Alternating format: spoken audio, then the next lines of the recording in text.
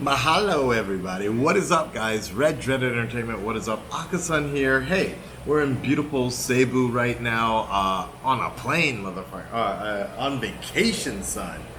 We got the face tracking thing going on. I'm recording on the Osmo today for you guys.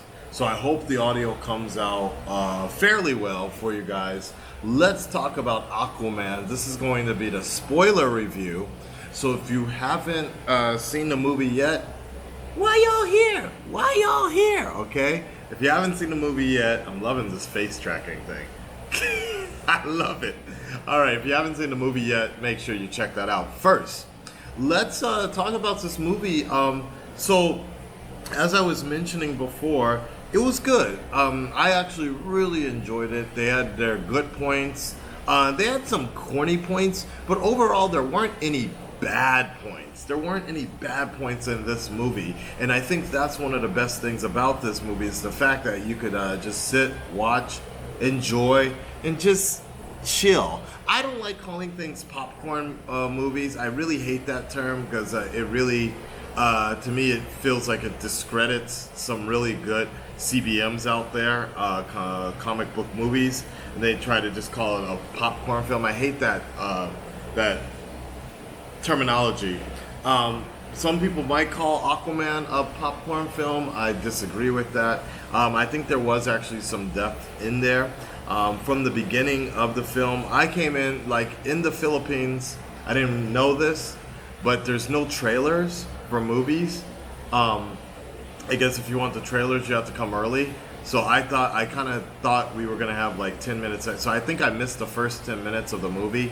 I stepped in right when the submarine was being held, and you know, for me, in some ways, I kind of like that feeling because I didn't know exactly what was going on. Like, if you just started watching, you were in the spot.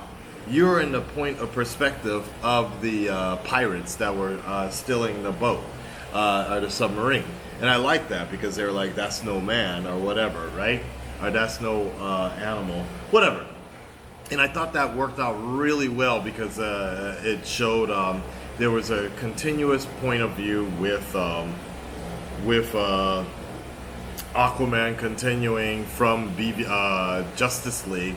So there was that connection. They mentioned Steppenwolf, so there are still connections to the Justice League, and I thought that was good. That was as far as connected as to what we remember as need be, because truly Aquaman, I think, was in its right, just its own type of movie. I personally like this. This was the best DCEU movie to date, honestly, for me. It had the balance of everything. Yes, there were jokes in there, but the jokes worked really well, and they didn't feel like forced, like Suicide Squad or Justice League. You know, there was the part with the selfie with the biker guys. I actually liked that. I thought that was actually pretty funny, the way they shot that. The biker guy, the thug, asking for a selfie. I thought it was unexpected, and it was supposed to be. And I think I kind of thought there was something up about it, but then I was like, okay, that's kind of cool. When he bust out with a pink cell phone, those little additives on there is what helps help the movie a little bit more. What else that I really like about the movie? Man, I just loved, like, if there's one movie, like, James Wan, I didn't think you could pull off putting Jason Momoa in a bright ass orange and green tight ass outfit, but you know what? It actually kind of worked.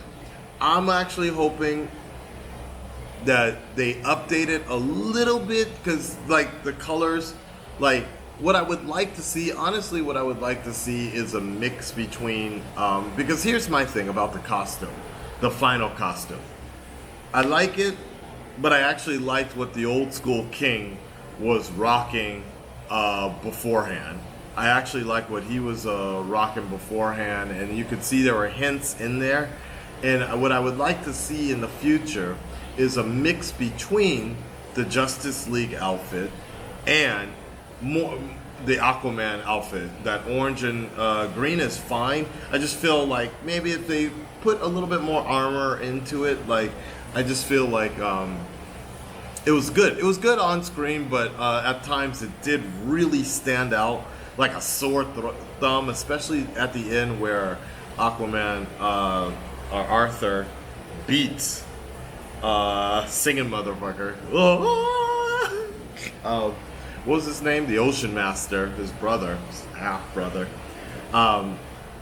There was times when you see the entire army around, and you're like, everybody has these badass outfits, and you just see Aquaman standing out there with his bright ass orange and green outfit. That's one thing that, like, it was all right on it by himself, but when he's with the group of his people, it was a little weird sometimes. I know it's like that's what it's like in the comics. I don't care. Yo, Mira's powers were amazing. That was some of the best visual work. It just worked so goddamn well to see her using her powers. Like, I know that's what she does in the comics, but I never really envisioned it that particular way. And we saw how Snyder did it with Justice League, and I think that worked out really well. I thought and we'll get to the talking part in a bit, but I like how Mira just did that fucking clapping, and she was just like, I think that was in this movie, right? She did the clapping, or was that in Justice League?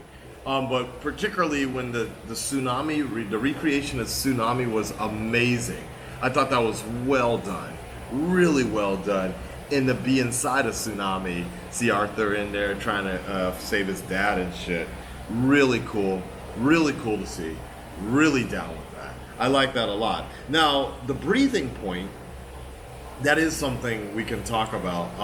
The talking underwater, the use of speaking underwater, I thought was pretty clever because I'm sure they're taking the inspiration from the way whales talk to each other and they communicate, and I think dolphins as well. They do it through vibrations.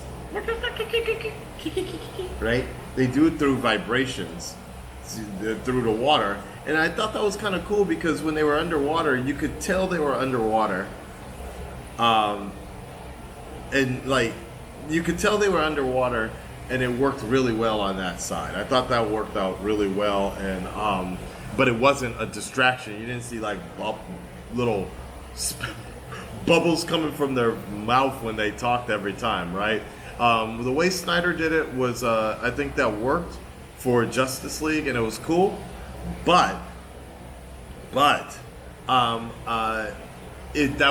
would have been a little strange to have that the entire movie, every time somebody making these little pocket areas.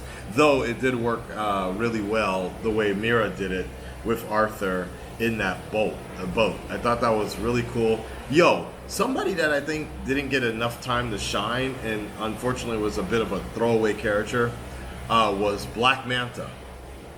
I thought that actually worked out really well. I will say some of the negatives that I had sometimes was the humor that Black Manta was trying to inject throughout the movie. Like, it kind of made it like you couldn't really hate him so much, but you didn't really like him either as like a supporting person. So when they did that montage of him making his outfit, I was like, wait, now that's kind of a montage. That's something that's usually reserved for the main villain, a main person, right? So it was kind of weird that he got that because it was kind of sidelined to him for a little bit. But I thought the fucking action, the work they did with this outfit was awesome. Would have been nicer if he actually could take out an entire mountain like the original prototype was. I thought that was pretty dope. Oren, I think his name is Oren, Ocean Master, was cracking me up sometimes because that dude was like singing half the movie. This motherfucker, he thought he was on auto-tune and shit half the movie. Let's go! Charge! Like he was just fucking singing his ass every time. The third act was great. Yes, it was a CG fest, but it's fucking giant crabs and the goddamn. What the hell was that? Was that supposed to be the rendition of what the hell is that thing called? The one monster everybody fears. Let me know in the comments below. You know what I'm talking about? That one thing that everybody talks about. That one giant monster, but they didn't use its name in this movie, and I can't think about it right now. With even South Park made a joke about it. Oh, not the Kraken. Is it the Kraken? No, it's not the Kraken. It's something else, but I can't think about it right now. When I do think about it, I'll let you know in the comments below what that monster is. But I guess that was supposed to be the version, Aquaman's version, the movie's version of that particular monster. God damn it. But yeah, so that it kind of had the Star Wars feel to it, and I kind of liked it. It kind of reminded me of Star Wars, The Little Mermaid with the fucking octopus doing the damn thing on the drums. Anything else that if I were to say if there was anything wrong with this movie, and it's almost like a slight nitpick. But I thought Nicole Kidman wasn't as good as maybe we all would be expecting. Like, I've never been a big fan of her.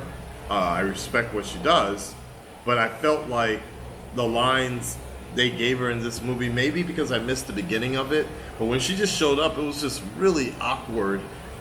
When she was just doing her lines, it just seemed really awkward, and like I think she was using most of her Australian accent. She kind of sounded like Bjork sometimes, and I just felt like it was weird because kind of like the way we're doing this panning, there was one particular scene where he's about to go fight, I'm just going to call it the Kraken right now.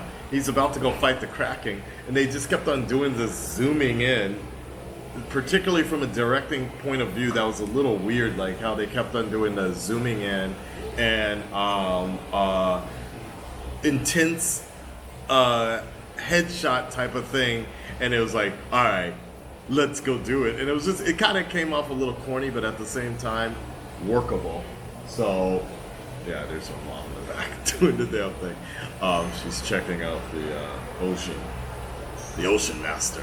Anyways, so that's it, guys. That was the only really big problem. And the timing of the music I felt was a little off sometimes. Like, the editing could have been a little sharper with certain things. The fight scenes were amazing, but just sometimes the editing, it was that's what kind of made it. Sometimes some of the scenes came off really corny.